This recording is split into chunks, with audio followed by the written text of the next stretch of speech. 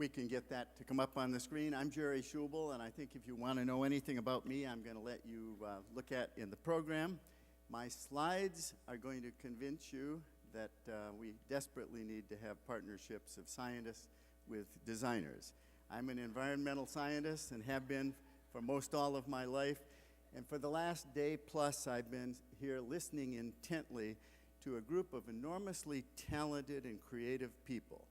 And we've talked about immersive technologies, transmedia storytelling, leaving blanks in stories to let the audience fill them in, immersive participatory landscapes, slipping between worlds, and much of the discussion has been targeted on creating the future of immersive design, of designing worlds. And yesterday someone said we must do it with intention, and of engaging people in these worlds.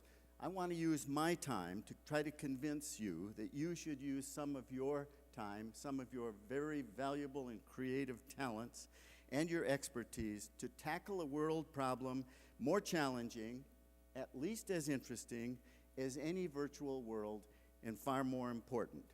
And again, not instead of what you're being trained to do, but as part of it. The world I'm interested in is not a virtual world. It's the world that many of you, your children, and your grandchildren will live in. So instead of make, move, and kill, I want you to think about make, move, and save. The challenge really is to increase the frequency of collisions between scientists and designers and to change their fundamental character. The nature of these collisions is critical. And my hypothesis, my premise is that through collisions of scientists and designers, artists, good things can happen and we really could get bigger and better bangs. But the nature of the collisions is critical. And I will remind you in a minute or so about the difference between elastic and inelastic collisions, because most of the collisions are elastic and we need to make them inelastic.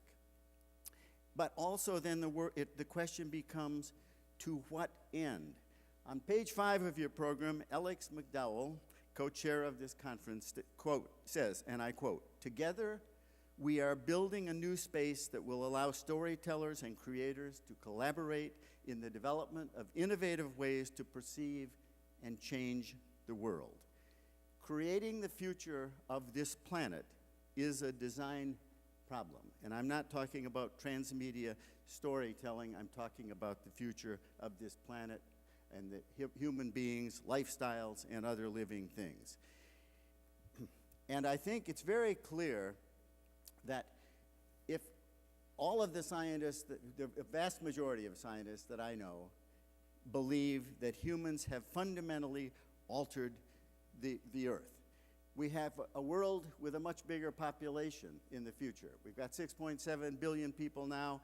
By 2050, it will increase by at least 40%, and it will continue to grow up before it begins to level off and maybe go down near the end of this century. We'll have a lot more of these people who will be living along the margins. 50% of the people in the world and in the United States live within 50 miles of a coast. It will be a warmer world for sure. It will be a world in which sea level will be anywhere from a half a foot to 3 feet or more higher well before the end of this century. And it will be a world with more frequent and intense tropical storms, both hurricanes and typhoons. More people, more intense storms, more people living near the coast. We can expect to have many, many thousands of people in harm's way being killed in the future.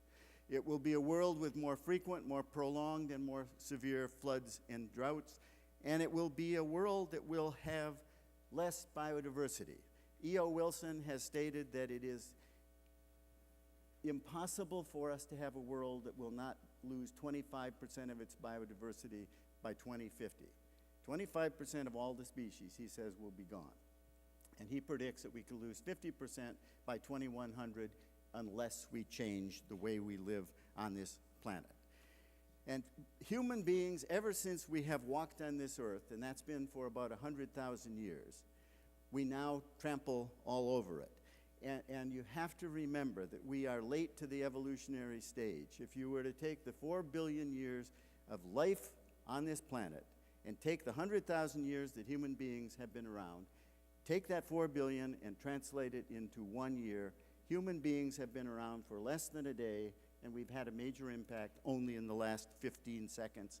And we are having much too much of an impact, and it's been true for several decades, and it continues to grow.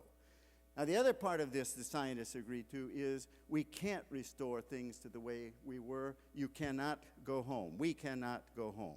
The only thing we can do is go forward, and so the alternative is, how do we create a better future that is done with purpose and thought, and it is a design problem. And good designs require vision.